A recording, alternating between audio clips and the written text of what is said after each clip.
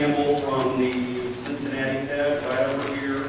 And then we've got our guest, Mark Schweitzer. And I'm just really glad that the Federal Reserve, when we first asked them about coming here, they said they wouldn't come and they wouldn't do a class, and we talked about it. And really, I'm just happy that they decided to come and be transparent with everybody so that everybody can learn a little bit more about the Fed. And what we've got tonight is a real expert on our hands.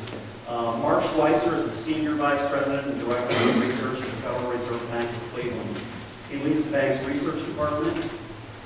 As you know, most of you have seen, the Fed's been very much in the news, and what he does is his job to brief the bank president prior to the meetings of the Federal Open Market Committee, which is the committee, and I think Mark will tell me, just made a decision last week for the next round of quantitative easing. And Dr. Schweitzer's research is focused on macroeconomic impact of labor markets and factors contributing to regional economic growth. He joined the Fed in 1992 as an economist and served in a variety of positions there. In 2007, Dr. Schweitzer was appointed Vice President of the Federal Reserve Bank in Kansas City's Denver branch. He's an economics graduate from the University of Chicago. And he lives in Shaker Heights and is married with 2 daughters. Let's welcome Dr. Mark Schweitzer.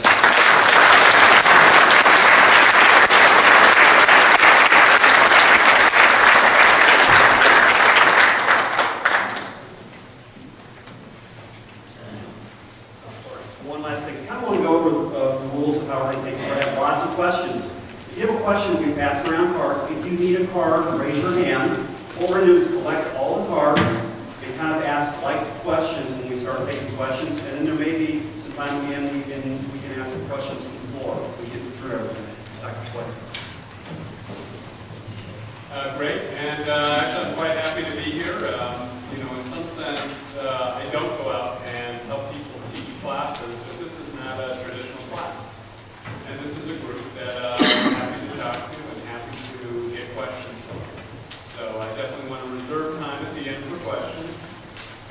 Before I get too far, though, I need to have our regular disclaimer, so my bosses know that, should I have misstated something, that was my opinion and not theirs. We have to be careful with that. So I'm going to talk a little bit about an overview of the Federal Reserve System, but I'm actually not going to spend that much time about that. So there'll be a little discussion structure and some of the lesson known rules. I actually want to focus our attention today on monetary policy, because I think that's where most people in this audience questions are. And that's actually, what I'm, most used to talking about. And in particular, I'll take a look at the most recent FOMC statement. I think, it is something that has attracted a lot of attention. And you may have questions about, how I think about it. Remembering the disclaimer that came right before this. And then if we have time, I might go over a little closer to the mic. Okay. I might go over a little bit of some of what people may be, how I would see some misconceptions and what you see in the public sometimes about the Federal Reserve. So, when you're thinking about the Federal Reserve, there are these different components. And the creation of the Fed was designed to sort of move it out of just the Washington, D.C. sphere. So they're the Board of Governors, and that's where the chairman is. He's the Board of Governors. But then there are the 12 regional banks. And the regional bank for this area is the Cleveland Bank. And this helps to make the system more representative of the population and more, less New York, Washington, D.C. centered. So I think that's a useful thing to see. When it comes to the actual voting on monetary policy, that is done by the Federal Open Market Committee. And this is a rotating group of presidents along with the governors. So at any given time, you've got the voting members of the FOMC, and they're the ones who set the monetary policy for the country. And, it's an odd collection of districts, so it would not, be unusual for people to, think, okay, why am I in this district? And if you think back to the history of the early teens and into the 20s, if you look at the 4th district there, that's the Cleveland Federal Reserve District, that would have been a very strong steel making, coal mining. This was heavy industrial production. And there are two sort of critical things that help organize how these boundaries are set up. There was an effort actually to break up states. So you'll see if you're looking at the 4th Federal Reserve District, we do have all of Ohio. But we have part of Pennsylvania and part of Kentucky. And that was part of trying to take the monetary policy system and say, okay, this needs to be sort of separately representative of the country and not too tied to any particular political environment. So that is one of the things that was set up when we established the Federal Reserve System. As you get further west, you get a lot of complete states. There weren't so many people. And it was very dependent on how you had transportation lines. So the Kansas City Fed was an excellent place to have a Fed because you had all the rail lines heading west. And that was how you transported the money, that's how you made sure the communications were open. At this point, though, what do these different Federal Reserve districts do? They give a variety of different perspectives that come in from around the country rather than sort of being a part of the Washington, D.C. government. So when you're thinking about roles of the Federal Reserve, we do think primarily about monetary policy. We do have supervision and regulation functions. We have state member banks, and those are banks that we regulate. We also regulate the holding companies of larger banks.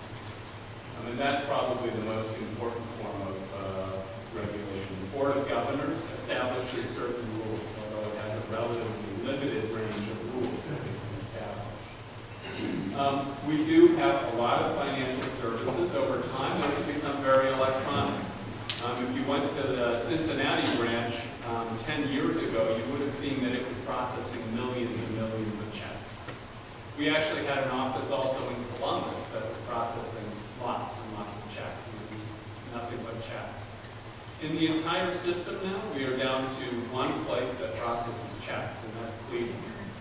So for whatever reason, Cleveland's really good at the dying business model. So, I mean, the entire role, I mean, the Federal Reserve System is shrinking. So if you were to look at employment numbers, you would see that this is a part of our economy that's shrinking. It's shrinking because technology has made our ease of transferring funds and meeting transactions easier and easier over time and less and less expensive. So in Dodd-Frank, which is one of the ways that we came to have a little more financial stability, it became a little more identified what parts of financial stability and how do you oversee that. That's one of the questions that certainly is still being worked on. But throughout the Federal Reserve System, there's always been a role for financial stability. And central banks throughout the world are what are considered lenders of last resort. So when you have liquidity issues and there's not enough, somebody has assets that are valuable, but has a shortage of the means to pay at the moment, those banking concerns are handled by central banks throughout the world, and that's true in this country. And then finally, we're going to focus a lot on monetary policy today. So the Federal Reserve is given a dual mandate. This was established over time. Initially, we were set up with more of a discussion about financial stability. Over time, the mandate was made clear that we should focus on maximum employment. To think about what does that mean as an economist, I want to recognize that we can't have 100% employment. That would be an environment that doesn't work when we want to have people moving from job to job. So we're always paying attention to what does that maximum employment mean. And that involves figuring out what you think is kind of a normal or natural or long-run rate of unemployment. And currently, the FOMC has different estimates. So the committee does not agree on sort of what the long-run natural unemployment rate is. Those estimates run from about 5.2 to 6%. And our bank is one of the banks that's public about it. We think it's about 6% on the high side of that number. The other thing that we're very focused on is stable prices. So this prices are, of course, a product of monetary policy. And over time, we, along with many other central banks throughout the world, came to recognize that it was critical that we be upfront about what do we mean by price stability. And what we now describe as price stability is an inflation rate of 2%. Now, I think some people here may think that 0 is the right number, and I'll talk a little bit about that later on. But I think what's really kind of important here is that we went from an economy where inflation rates were above 10% at certain points of time, down to one where we're very much in the vicinity of 2% on a longer run basis. Now, this price measurement is measured in an inflation measure called the Cpi Inflation Index, and I'll talk a little bit about the Cpi Inflation Index. So, what is normal monetary policy is a setting of the federal funds rate. The federal funds rate is a bank-to-bank market where banks lend each other money. And this is done in an environment where there's a target rate, and the New York Fed and its desk operations help to set that target rate. The Fed funds rate adapts to current conditions and to make sure that it's lined up with other interest rates, essentially to hit the dual mandate, to do as well as we possibly can at seeing employment move towards maximum employment while prices stay stable. As you can see, prior to the crisis, the Fed funds rate had risen to about 5%. That's actually not a very high number in longer-term perspective. But as the recession and financial crisis came, the federal funds rate was lowered several times and is now very close to 0. So there are, of course, other monetary policy tools. One of those is the discount window lending program. So when people think about the Fed being involved and having lots of activities during the financial crisis, a lot of that would have been organized through the discount window. The discount window is a short-term lending facility. It's always been part of the Federal Reserve Act from the very first day. It takes an asset that's unliquid that a bank has and will lend out funds that are more liquid so that they can meet short-term liability, short-term needs. But I think one of the things that's worth knowing about that is that when we run the discount window, it's called a discount window. And that's a very odd thing. Why are we discounting things? Well, it's not discounting them in the way that you might think. Each one of these loans, we take collateral. So you give me a Treasury bill. I say, oh, great, I'll lend you 85 cents on the dollar. Treasury bill will actually be a little higher than that. But it depends on the quality of the asset, and we give each one of those assets a haircut. And so when you're thinking about lending during the financial crisis, it's true that over time, broader sets of collateral did get presented, and broader sets of collateral were accepted. But each time you were looking at something that had more risk, it gets a larger haircut. And the discount window people who run that, are always there to emphasize that they don't lose a penny. Because in general they don't, because the collateral that was presented had a market valuation, and then we took a haircut off of that market valuation to protect ourselves from the risk that that market valuation might change. And so the discount window lending program is something that addresses liquidity needs, but actually doesn't involve nearly the risk that I think a lot of people think it might. We can change reserve requirements. That was last done, well actually I'm not positive on that slide, but that was prominently done in the Great Depression. It didn't result in such a good outcome. So you don't see a lot of adjustments in reserve requirements. Interest on reserves is a new feature. So we've been taking reserves or holding reserves for banks. And those reserves that the banks had on our books were not, we paid no interest on them. As part of recent actions, we can now pay interest on those reserves. That helps us manage the short-term money markets and to help hit the federal funds rate target. And so this actually is essentially removing what was viewed as an implicit tax on banks. Banks are required to hold reserves. We pay no interest. If you have a moderate level of inflation, that is a small tax on the bank. And when inflation was higher, that was a larger tax on banks.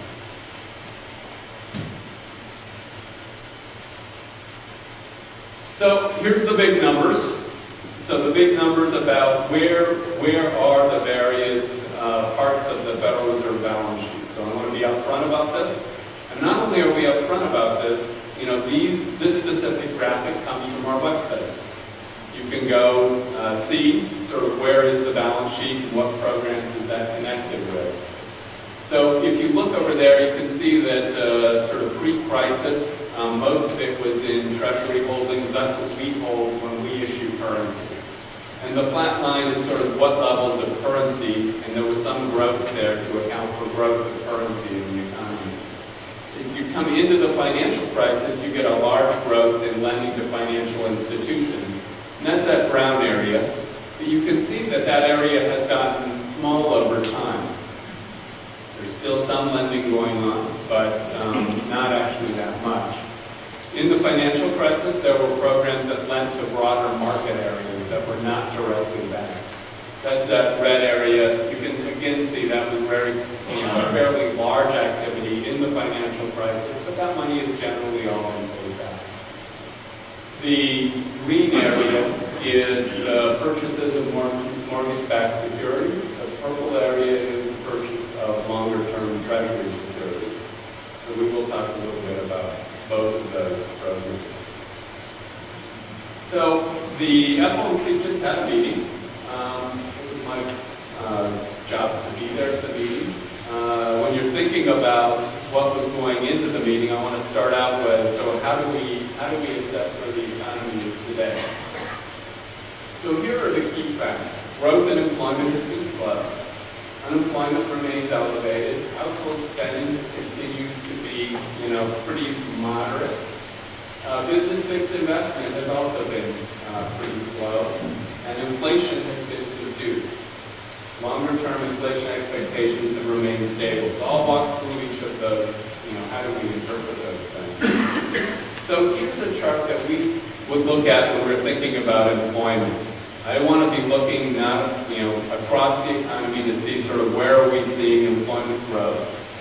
And what you can see is if I'm looking at the August numbers, that would be the brownish squares, that those were, definitely lower than July in most cases, and also lower than what we've been seeing earlier this year. So there was a notable slowdown in employment growth.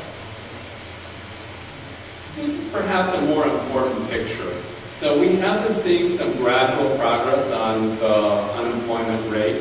And if you look up here on the line, you can see, I'm going to mark out there with the shaded area where the recession is. You can see the sort of tremendous growth in the fraction of our workforce who's looking for work. And over time, we've seen that number come down, and it is down to about 8.1%. But as an economist, this isn't necessarily the best indicator for what's going on in our labor market. And I actually like the one that's also shown here, the employment to population ratio. What this asks is, what fraction of our overall working age population is working? What you can see here is that pre-recession, we had about 63% of our potentially working age population that was working. And there are many reasons why people are not working, and among those not working are retirees, for example. Now, over the recession, that number fell dramatically. And when you're thinking about what sort of employment growth do we need, we'd like to see this number rise again. Because this is an exceptionally low employment to population ratio. So we basically lost from 63 down to just a little bit above 58. We lost about 5% of our population that was working, that's no longer working. And in a more healthily functioning economy, we would see more of that 5% returning to work. So what about output? We've been seeing very moderate output growth. I've got the initial estimates here and then what we were learning in the last couple months. And you can see that more or less across the board, there is growth here. There was growth in many sectors. I mean, perhaps one of the more interesting changes has been that residential investment is starting to grow again. So we are seeing more home construction. And we've actually been doing fairly well on the net exports. So exports are a positive GDP, imports subtract from our overall GDP growth rate, and we actually have seen that getting smaller over time. Government spending has generally been shrinking. So what about inflation? So I wanted to talk a little bit about inflation measures. The inflation measure that people are most familiar with is the CPI. And so this is going to cover a basket of goods and services that households consume. They're measured and updated they're updated more frequently, but there's a major update every 10 years to make sure that the basket reflects what people are consuming. And then there are a set of people who go to measure prices for both of these baskets, and it's calculated to figure out what the inflation rate is. We've got a 2% objective. That's in the PCE form of inflation. PCE is personal consumption expenditures. The advantage of this measure is that it covers a broader range of consumption goods. It covers things where prices are somewhat hard to find, like banking services. Participation in groups like this, if there were payments that were being made for a community group, then that would be in the personal consumption expenditure basis. Personal consumption expenditure turns out to be typically about a 0.5 percentage point lower on the inflation rate than the CPI. But as you can see here, the patterns are really quite similar, and the actual numbers have been at times very close on the PCE and CPI inflation rates. Now, an interesting fact is that if I were to look over the last 3 years, the average inflation rate is 1.5%.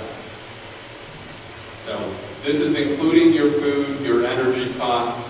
Overall, we're getting about an inflation rate of 1.5% on either of these two bases over the last 3 years. When we think about measuring inflation and following, and in particular focusing on where inflation is going, at Cleveland Fed we spend a lot of time looking at the price data. And we actually calculate some alternative measures to help us predict where inflation is going. So if I'm thinking about the overall Cpi index, that would be the all items rate. And this would show you sort of where is the Cpi on a 1-month basis. And so some of you might think, okay, well, it's 7.5% in a month. So it definitely was up. That was a very big energy price index change. Over the last 6 months, it's up 1.5%. Over the last 5 years, it's up 2%. When we're trying to think about where inflation goes, though, we recognize that this energy price is moving a lot. So in the last 2 days, I think oil prices have come down $6 a barrel. So that's the sort of volatility that can actually change your index a lot. You don't want to infer too much out of that, because the fact that energy prices came down $6 a barrel these last 2 days doesn't actually tell you very much about what energy prices are going to do over the next 1 month, 2 years, any particular period. So we use the median and the trimmed mean. So we don't want to just throw energy out all the time. So the median says what is across our distribution of price changes, what's the middle price change? That turns out to be a very good predictor of inflation over the next coming year. So we use that. The trim mean is a similar estimate. What about inflation expectations? So there are, of course, a wide variety of people who have a lot of different views on what's going to happen to inflation. And there's nothing really surprising about that. The one that I actually think is really interesting to look at are what are the financial markets building into their treasury and their interest rate actions.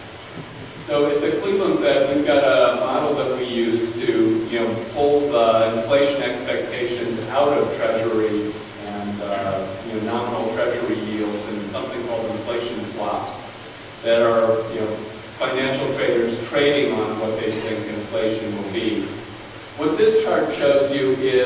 the embedded cost of inflation is in the Treasury bills and bonds throughout a longer horizon.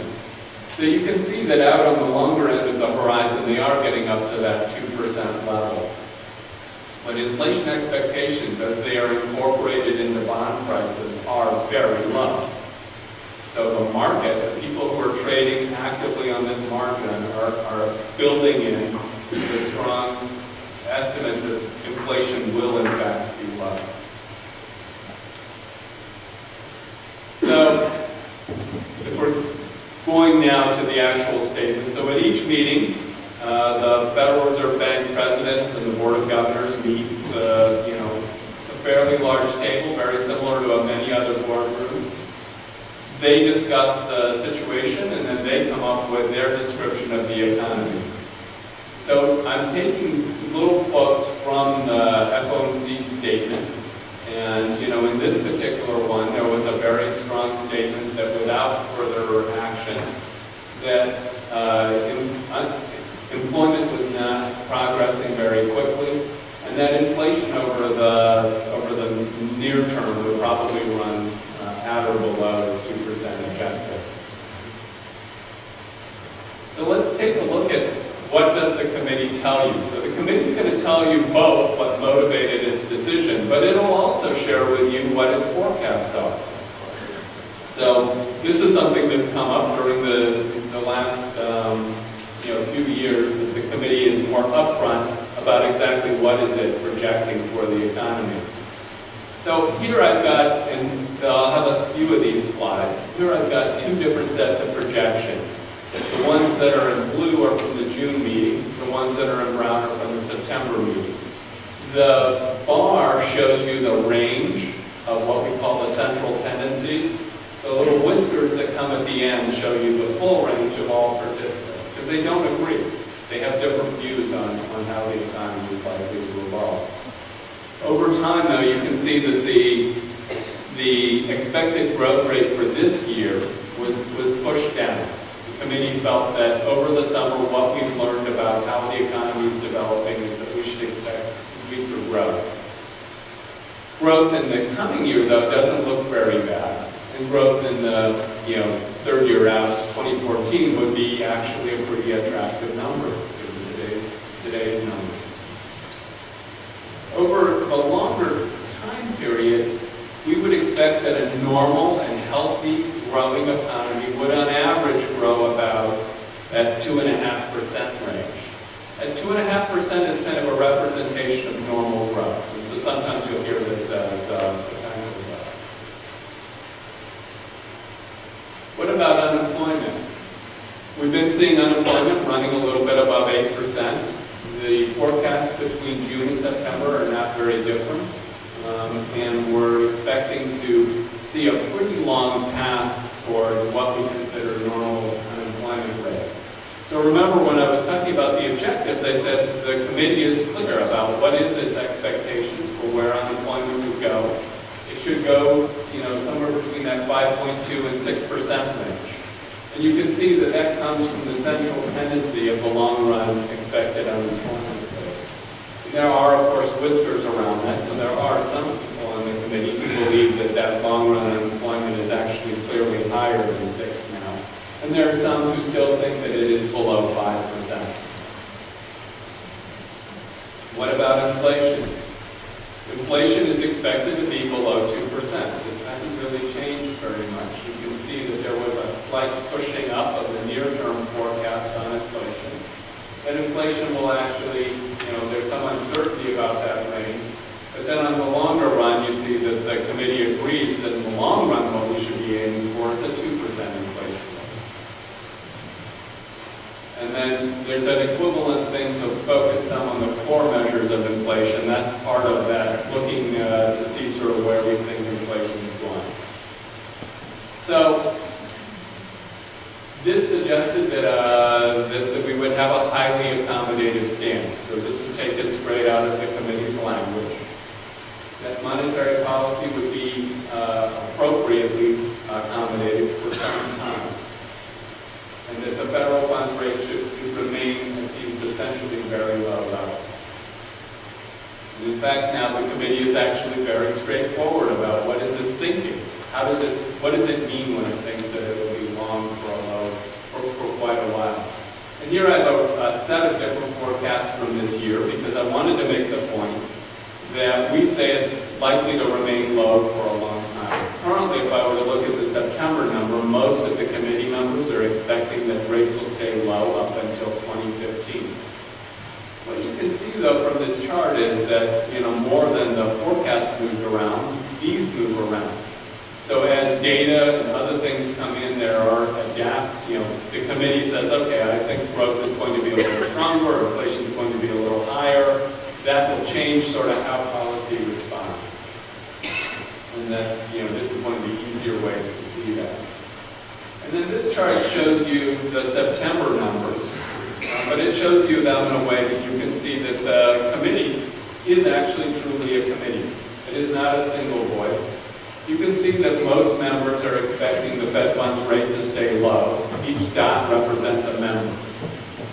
But as you get into 2014, you get people who are expecting the Fed funds rate to be quite a bit higher, that we will need to do that for policy to be set right.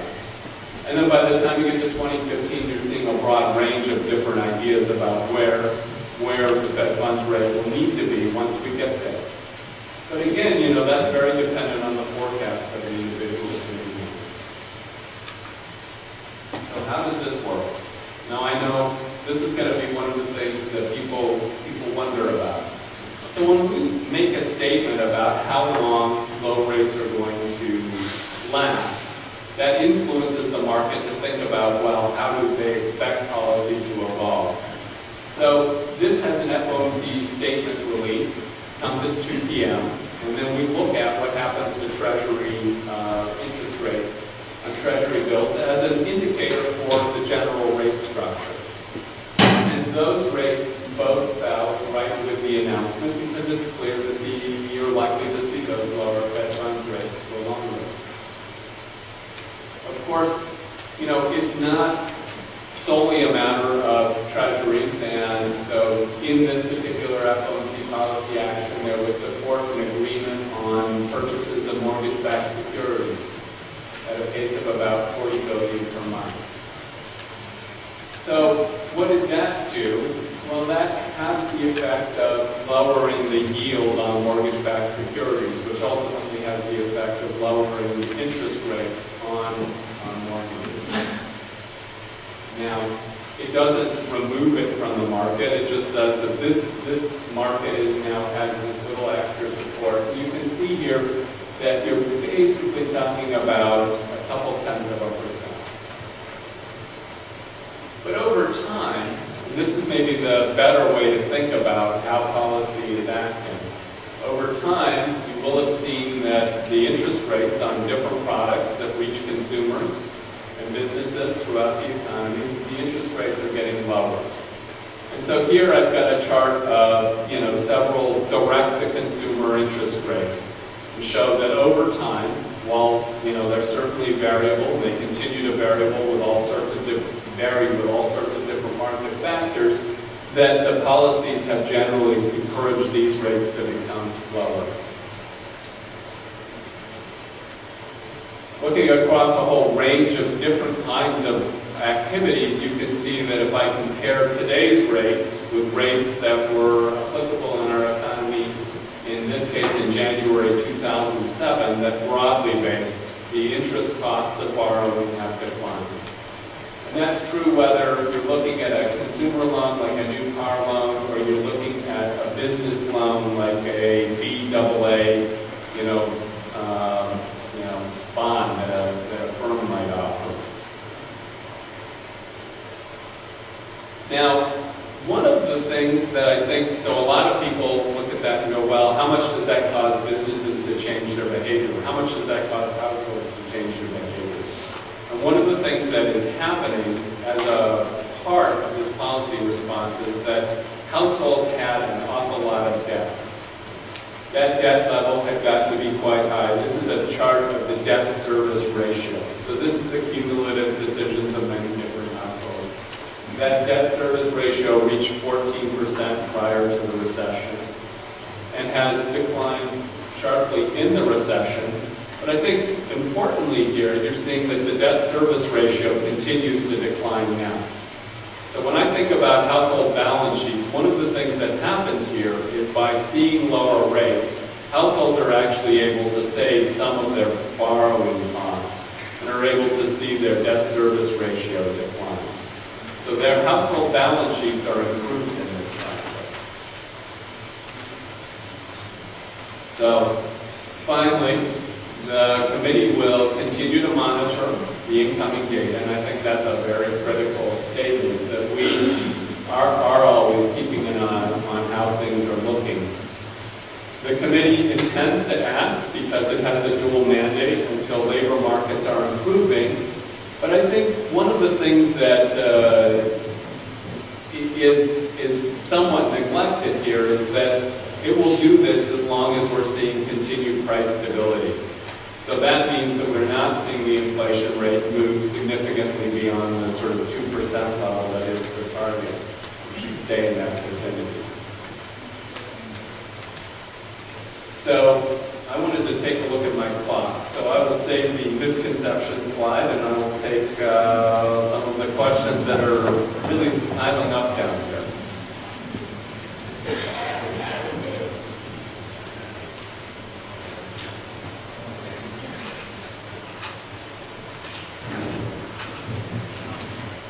Okay.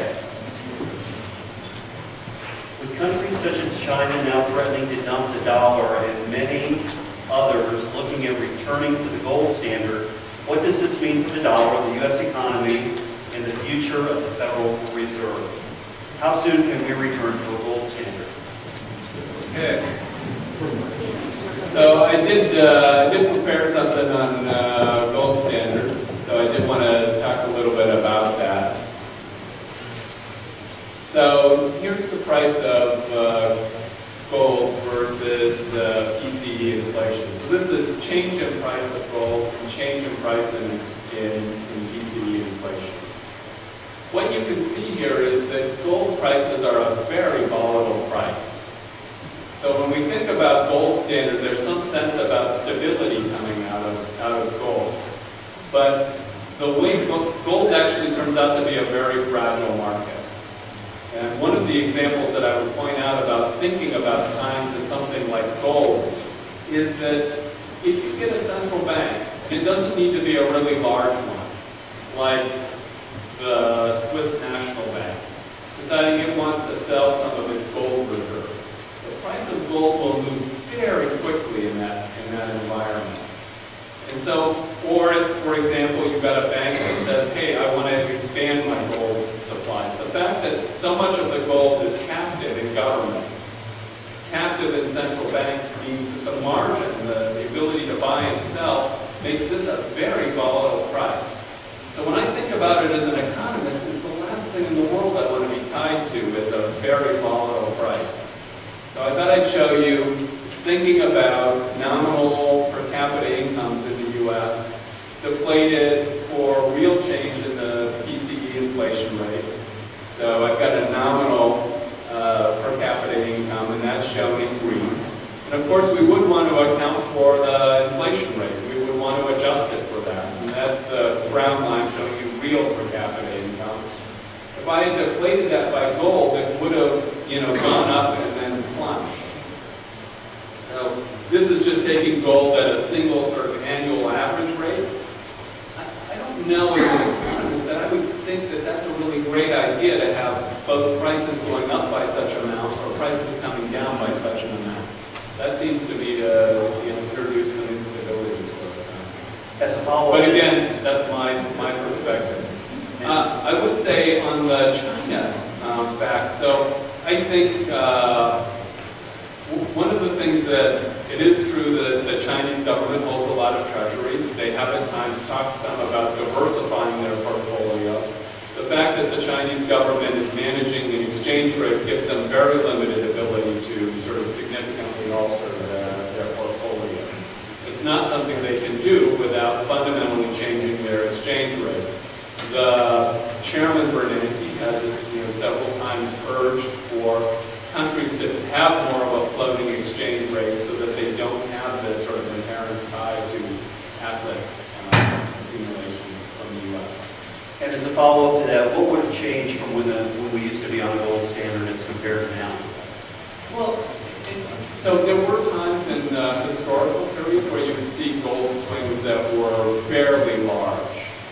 As you get a bigger and bigger economy with more and more goods out there, the gold supply has actually sort of not changed so much. It makes it a more fragile market because you've got a narrow range of gold that's trading. So if you're thinking about, hey, how do I tie a much bigger world economy to a market in which 90-some% of the gold is held in government hands, it makes for a very fragile margin for that remaining part. So over time, we've seen gold become more volatile. I would admit that if you were to work on somehow trying to get the Federal Reserve or some other central bank to have more of a gold focus, it might stabilize some. But inherently, the fact that there's so little gold trading relative to the size of the economy can make it a very fragile and very abruptly changing price. Do you agree that the Federal Reserve should be audited by a firm or agency outside the government control? So, where's my audit one? So we actually are very much audited. So the Federal Reserve Bank of Cleveland is audited by PricewaterhouseCoopers. So our books are always audited by a private entity. That same private entity, examines the books of the general Federal Reserve System. I think the more critical auditing actually happens from the chairman and others in the Federal Reserve System having to go to Congress and face the questions of senators and representatives. Sometimes their questions are better than others, but okay, let's take another one. If the Fed were ended today, what do you predict would happen to the economy? That would depend very much on how you end the Fed. I have really, that depends very much on, sort of how you think about how you adapt. You can't, modern economies, whether they were part of the Soviet system or part of, very free market economies, have central banks. They need banks to intermediate between banks. I'm not exactly sure how we would resolve, if we were ending the Fed, we would have to have certain components of what we do in the Fed still done. I don't know exactly, how that plan would be structured. As your presentation presented it, the Fed's two main responsibilities are to keep inflation down and to stabilize the employment picture. But many people seem to think that the CPI has been kind of dumbed down and that inflation is much higher than is really being represented. And at the same time, the level of unemployment is much higher than is also represented. Can you speak to that?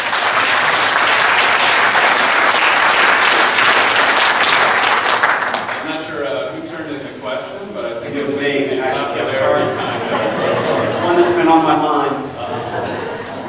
So let me. On the inflation rate, it is the case that households actually think that inflation is running a little higher. If I look at the average household, households actually say inflation is about 3.5%. But some households actually think inflation is 7 or 8%. So there's a range of different opinions, and some households see it as really quite a bit lower. So, there is, I think, it's not so easy to think through all of the things that you've heard. And I think this may actually help you. Let me go back to another chart that I had in mind. So here's the CPI components. Price change distribution. So here's the actual data that's going into last year's inflation rate. So if you were heavily focused on, I can't actually read the tab. Meats and poultry. Water and sewer, trash collection services. If that was a major part of your budget, this was an extraordinarily bad year. Now, each one of these categories is weighted by the share of the average consumer spending on that item. And you can think that, you know, if I go down here a ways, sort of near the middle, I've got something that's called OER. So that's how much it essentially costs to rent your house to yourself. And so that's one of the stable prices. That's one of the relatively large components. How much are your housing services costing you to use? Just the ownership of the house. So, You know, can I ask a question here? and over the last 12 months, from, you know, let me see what this goes through, from August of 2011 to August of 2012, gasoline prices nationwide are down. Now, they're up from earlier this year. So if I were to show you the same chart over, say, the last 4 or 5 months, you would see that gasoline prices are up. One of the reasons why we don't like looking at gasoline prices as economists is because they are really volatile. Next month, and I know some of you are going to doubt this, but given the recent oil price trends, you should see gasoline prices fall over the coming months. Let's go to another question. We've got a great attendee who asked this question. Richard Fisher, president of the Federal Reserve Bank of Dallas, told Bloomberg News yesterday that QE3, the third round of bond purchases, will probably fail to create new jobs while risking higher inflation. What's your response to Mr. Fisher's statement, and how can financing our debt and printing more paper money help increase our debt? Okay, so there are a bunch of different questions sort of encapsulated in that. But let's sort of walk through it. So Richard Fisher is thinking that you will see relatively little impact on employment coming from the purchase program. So he says no impact in that statement. I'm not, you know, I read the statement when I saw it yesterday. So he's not, you know, that's not the general view of many economists, nor of the overall committee. The committee is agreeing that they think that this is an action that should be taken. How does this happen? How does it matter? Well, I think, you know, in some sense, that's why I tried to walk you through. Having lower interest rates helps households lower their debt burden. Lower interest costs to households reduces their, you know, liabilities versus their assets. Households that are in better shape, have better balance sheets, who are able to see that their household balance sheet is in better order, are able to go spend more in the overall economy. Spending more in the overall economy helps to promote growth. Here's kind of a basic question that I think really is on everybody's mind. Who does the Fed report to? The Fed reports to the Congress and President of the United States. All of the Board of Governors are appointed by the President and confirmed by the Senate. The bank presidents are appointed by the boards of directors, but they have to all be approved by the Board of Governors. So each one of the bank presidents has to be approved by the Board of Governors. This is a question that I think is on a lot of people's minds. I've heard that the Federal Reserve is purchasing 70% of our new debt. Is this percentage accurate? Is this money printed to purchase the T-bills? What happens with these T-bills? So if we purchase T-bills, what happens to the T-bills is they go on our account. Those T-bills yield regular returns to the Federal Reserve. The Federal Reserve returns those to the Treasury. The Treasury sees it as lower debt costs. So one of the kind of things that I've heard mentioned a lot is with the Fed buying a lot of the debt, the 1.3 trillion, that eventually that's going to lead to massive inflation, because whenever really the government's printed money, that has happened. What would be your response to that question? Yeah. So I went to the University of Chicago, and I too learned NP equals PT. I mean, just to go back to really old-fashioned versions of this. Money times the velocity equals the price level times the transactions, the real transactions in your economy. So what's going on now that we're seeing a really large increase in the balance sheet that I showed you? We don't hide that, we don't put that away.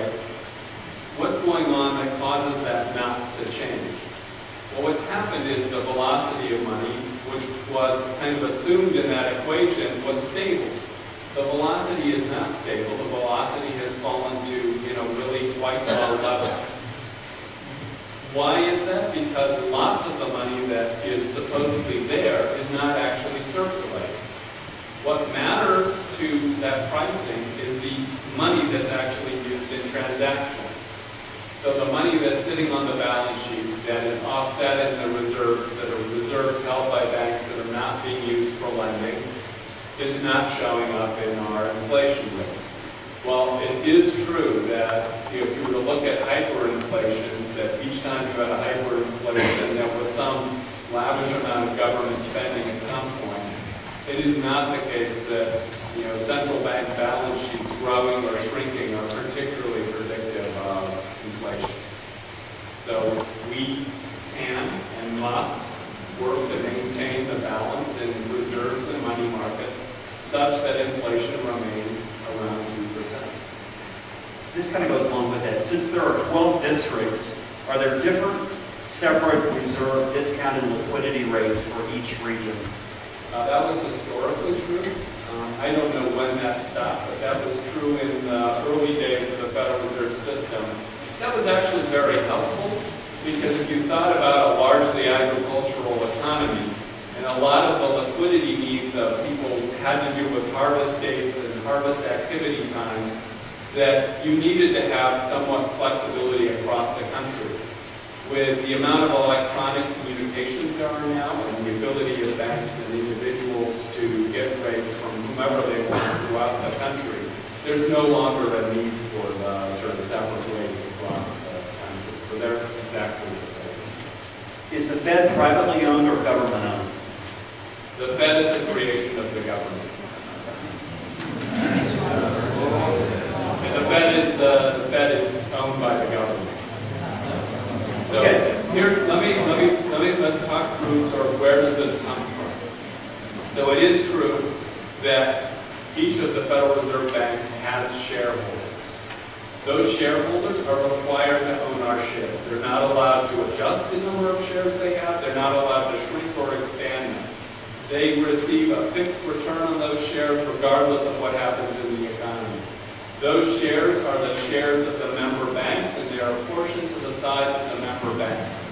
If you wanted to think about what does that mean, it actually comes closer to resembling a tax on banks than it does a sort of normal shareholder. And banks, for a long time, were deeply resistant to having to hold these shares. Currently, they're not unhappy holding the shares because it has a fixed return. But it's not ownership in any sort of meaningful way.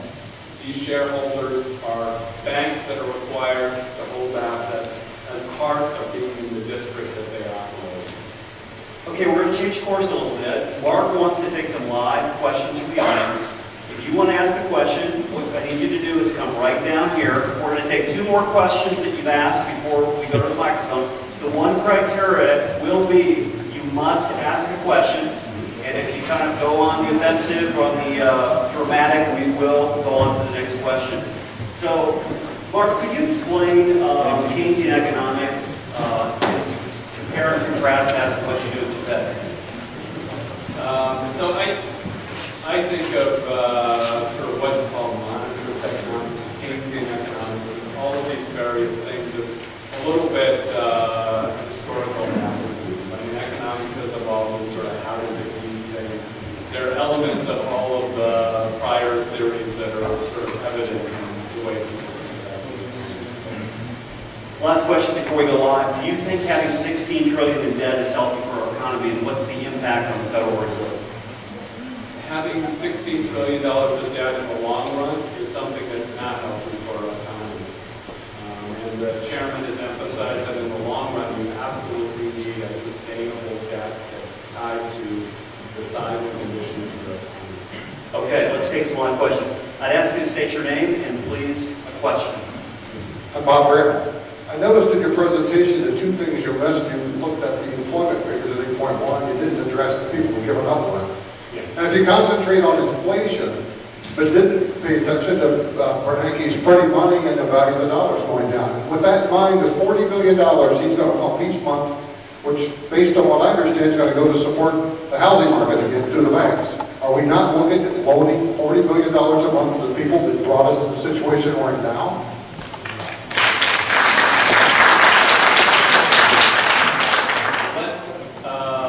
So again, there are a couple different questions there, so let me make sure I'm getting the various ones that I want to think about. So when we buy mortgage-backed securities, where does that money go? So it is not sort of loaning money to banks. So banks lend to households. They establish a mortgage, they sell that mortgage they put it into a mortgage-backed security. We're buying securities that are paying the yield on a bunch of different households throughout the United States paying their mortgage payments. So I think of it as being something where households are seeing more direct policy affecting the yields on, or the costs of mortgages in the United States. Steve Simmons, bring my comments. Mark. You showed a graph there that showed the government spending going down. Yes. Why has the national debt doubled in the last 4 years? Well, I mean, so that was over the quarter. So, I mean, it was not a long-run picture. So if you're thinking about the national debt, why did it expand? There's a set of different things that happened. We had several tax reductions. Those tax reductions meant that there was less revenue coming in.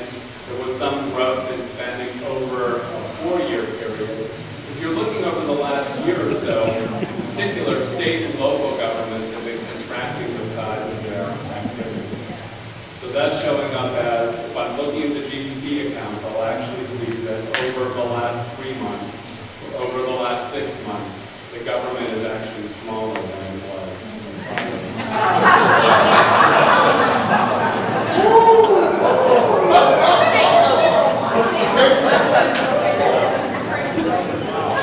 Next question. That's what the national debt. As Carl Frederick, I'm on the Oxford Tea Party. Your presentation was great. I do have one part though. We're told never to look at the future based upon the past. And you're showing that the future is going to grow. But I can't see that. I mean, with the past being going downhill, how can we say that in the future, everything in your graph shows we're going to get better in the future? So I mean, it is the case that if you were looking at the GDP growth rate, or you were looking at the unemployment rate, you would see that, the economy is expected to get better. One of the things that, a lot of people feel, and a lot of people, particular businesses feel, is that, a capitalist system is a very resilient system. That capitalism, when, allowed, will actually see growth pick up over time. A normal growth rate for our economy is about 2.5%. Normally, businesses over time will see opportunities, will expand to meet those opportunities. So I don't think about it as, what did we see over the last year? What do we expect to see? We expect to see the economy over time become more robust. As a senior citizen, I'm very worried about that growth that you're talking about. Because we're living on not our interest anymore, but we're living on our principles. And absolutely, and you should want to see that growth in the overall economy. My name is John Ellis. I have a question about the velocity equation. It's 20 times velocity, is that the first half of the equation? That's the first half of the Okay, equation. so what it looks like you're trying to do, because the velocity is so low, you're trying to build an M higher and higher, putting more money into it, to kind of overcome the fact that banks and that are sitting on the money. You're pumping money in, but it's not getting out. And people, small business owners and that are saying, I've got a good rating and I still can't get a loan. So, what I'm trying to understand is why do you think doing more of the same thing to try to overcome the velocity is going to work?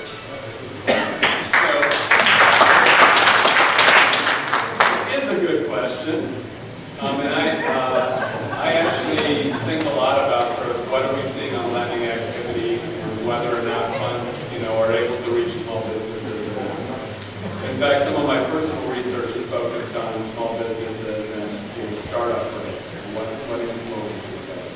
think it's a really good question. It's one that we do pay a lot of attention to. So people were somewhat alarmed to see the mortgage-backed securities are being purchased here. Mortgage-backed securities produce lower mortgage rates for households. Households see that benefit. That's one of the reasons why there's a relatively direct impact there. When I talk to you about the rates, I want the rates on borrowing, whether you're a small business or medium or large size business, have been coming down. So we went through a bunch of, I showed a number of rates. I mean, there are, of course, infinite numbers of them.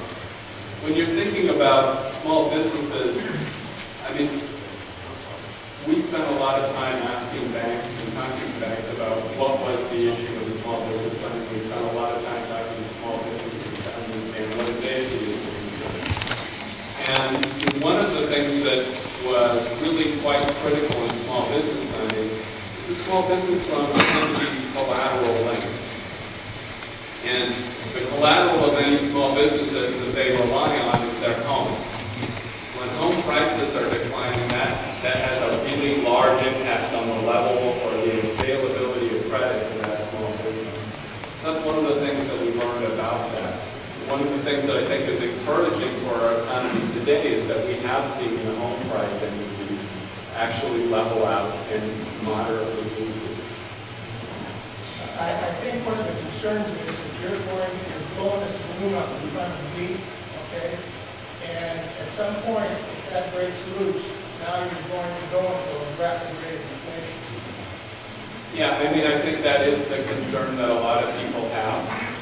The system is paying attention to sort of how do you make sure that we manage the rate that reserves are circulating in the economy. So one of the things that I talked to you about was the fact that we now pay interest on reserves. So one of the things that we can do is we can use that interest rate to manage how quickly monies flow out of what are currently uncirculating reserves into the broader economy. So that is one of the mechanisms that the system will use to help manage that process of seeing the balance sheet shrink as the economy is in better stead. Next question. Thanks, Jim Fitch. My question is, you're talking about gold not being stable. You go back before the Federal Reserve, countries were using gold, the gold standard, and the economy and inflation were much more stable. The instability is because when we're not in a gold standard, banks sell and manipulate the price, so they have created instability. The stated purpose for creating the Federal Reserve was to stabilize the currency. Since the Federal Reserve had been around, and the dollar has lost over 95% of its value. We've had continuous booms and busts and bubbles and recessions. So the reality is the Federal Reserve has resulted in our economy being much less stable, and it's eaten away at the value of the dollar, so that drives up the cost of gasoline. That's a major factor why it's $4 a gallon. And that drives up the cost of food and all these other products. How do you justify this? Or why don't we go back to the gold standard? Well, I mean, so it actually turns out, if you go look at the historical data during the period of time where the gold standard was, in fact, complete. I mean, before the Fed, that there were actually very large swings in our economy. There were recessions and very large. There were a lot of very, very strong movements in the economy that ultimately resulted in recessions and turndowns and acceleration.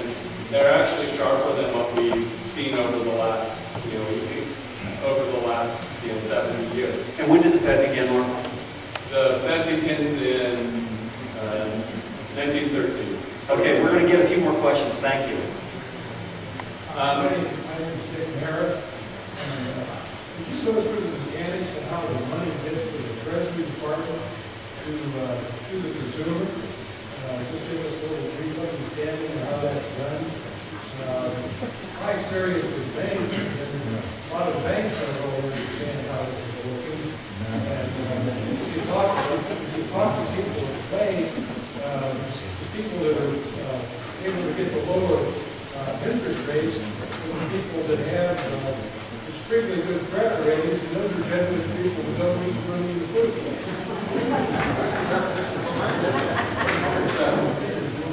So again, you know, and I keep realizing that when there's more than one question, I'm not always getting the answer. So I realize that. Yeah. So how do you think about money and money creation? So when you're thinking about when we create money, we're taking cash that's on our books that we can essentially create, and then we're purchasing securities. Those security holders receive the dollars Can we credited. hold it down in the back, please? Thank you. Dollars are credited to the holder of that security. That security, those dollars are, you know, essentially part of the overall economy. Talk about $40 billion of money. That money goes, is that the money that the Treasury is printing, and it goes to the Federal Reserve, so the Federal Reserve then buys out? How does that money get from the Treasury to the consumer? So we always hear the story that they're just printing money and that's going to cause inflation.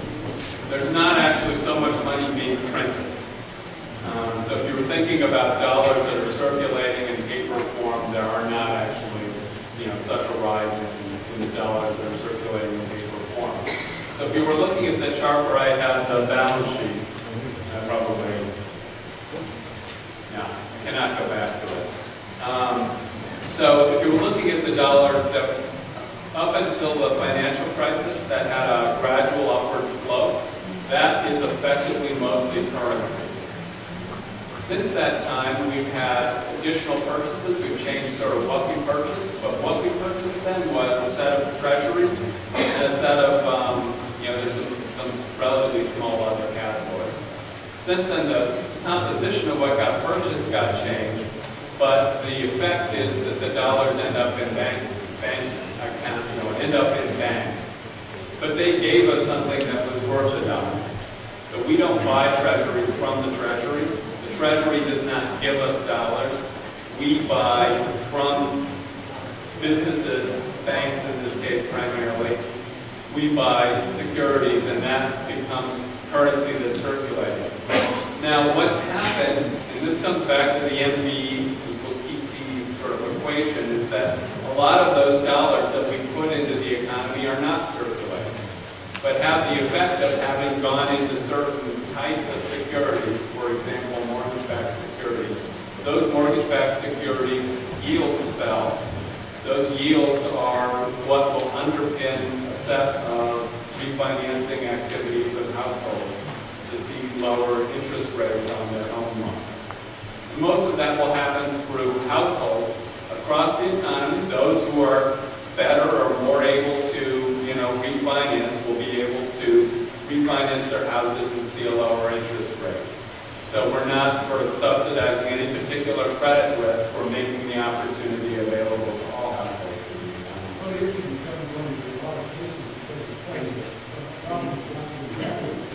So, and that's very important. And one of the things that we've seen that is very critical to see our economy be in a healthier state and to make progress from where we are today is seeing that house prices, that it was clear sort of where their valuation would sit. Housing needed to sort of see that floor on where house prices are.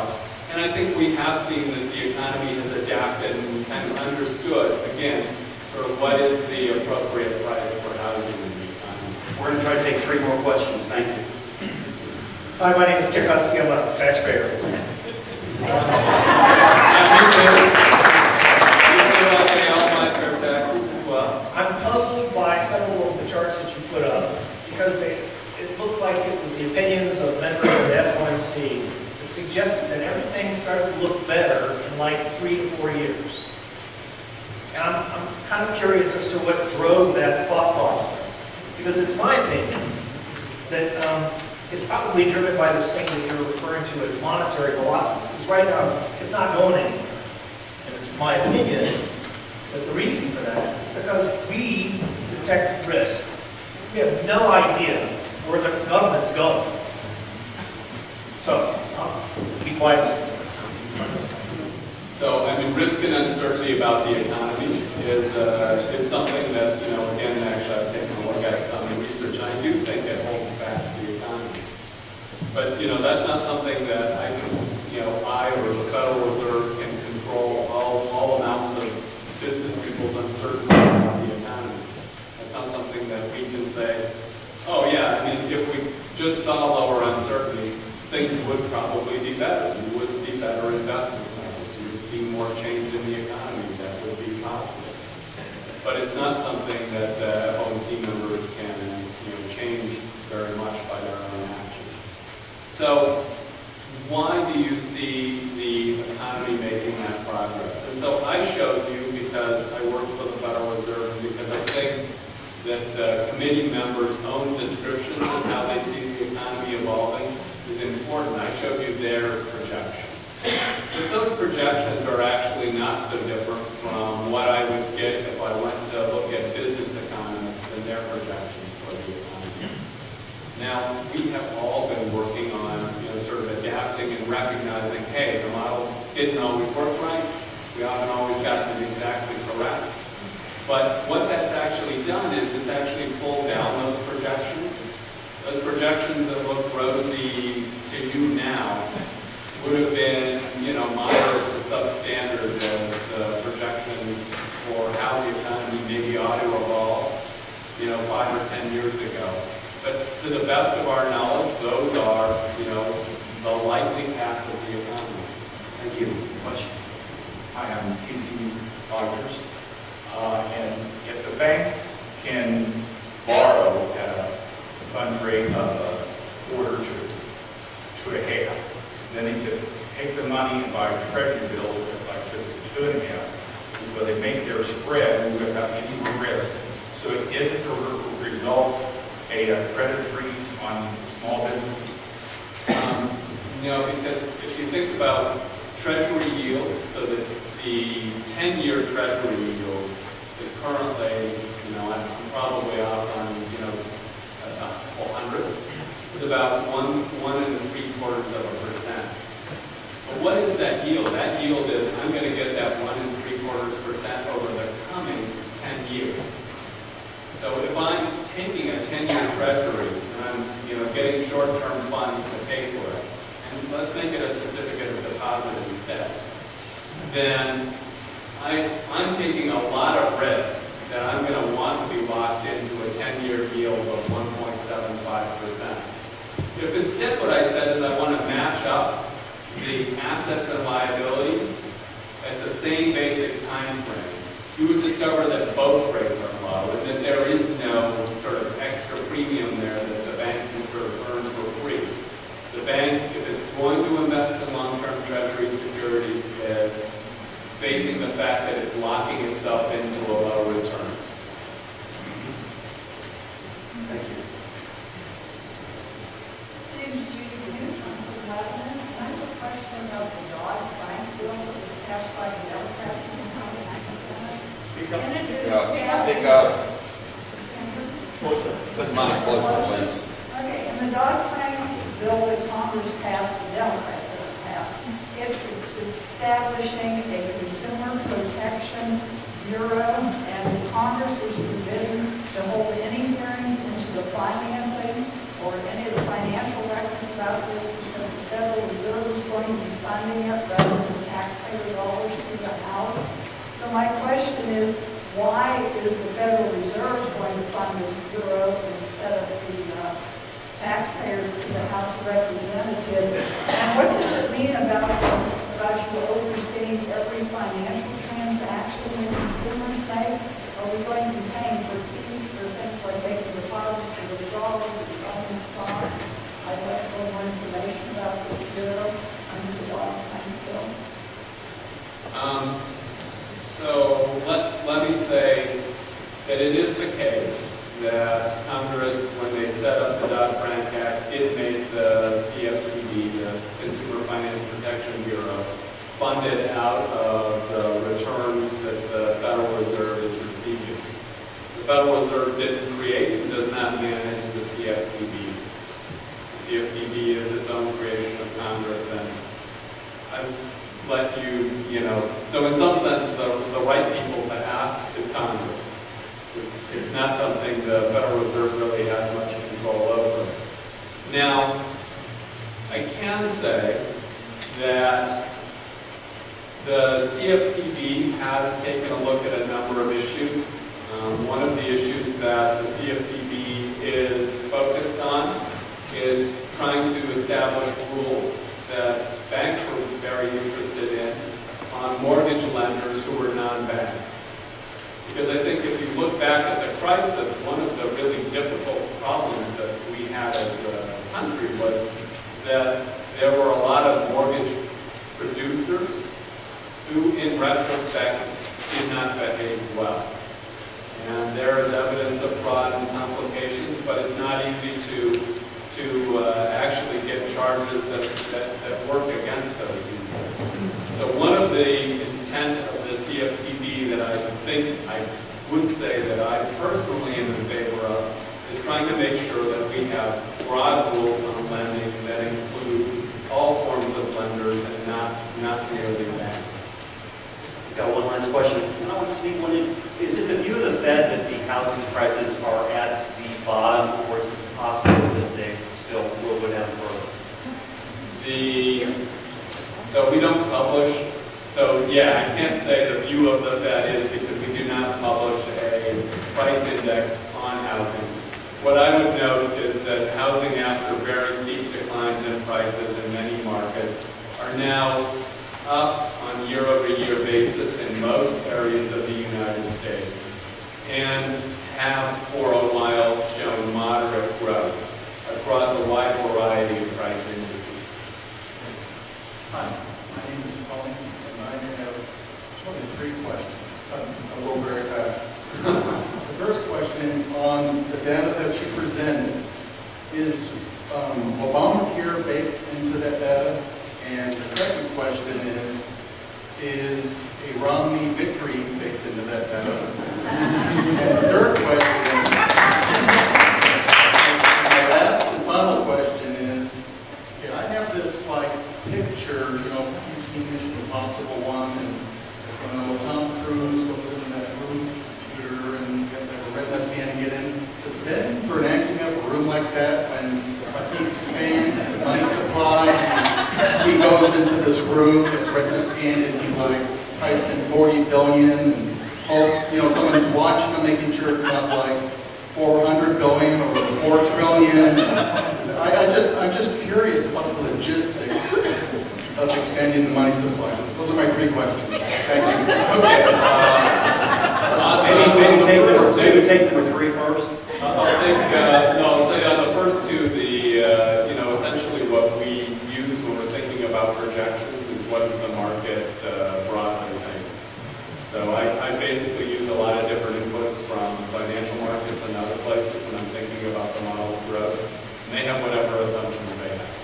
So I don't have any particular opinion on sort of what's likely to happen.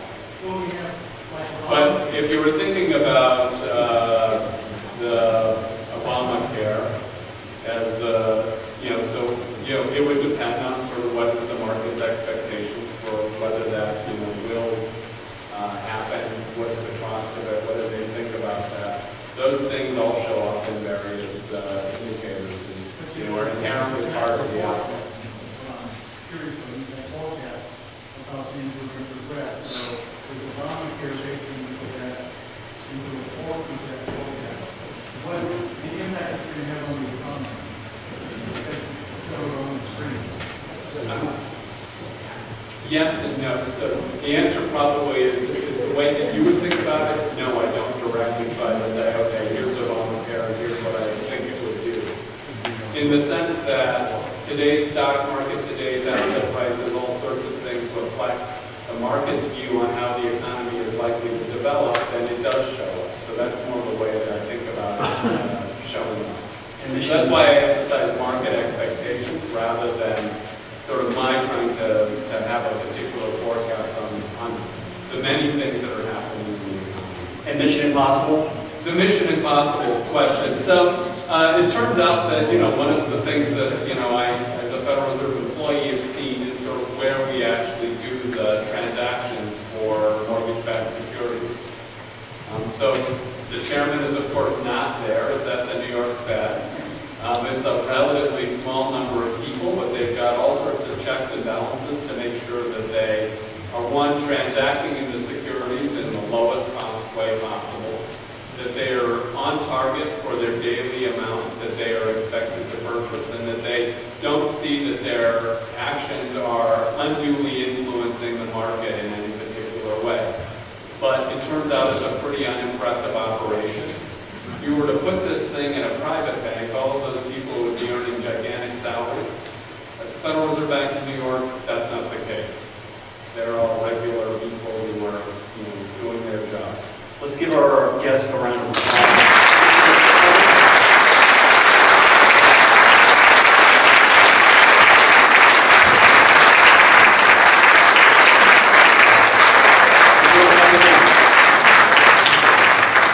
Thank you, guys. Thank you for coming. I have one ending announcement. We have Keep America Free, Fire Obama signs out there. I want every yard sign gone tonight. So take a couple, put them on the busy street corners. Let's get the word out. We're ready to fight. Let's go.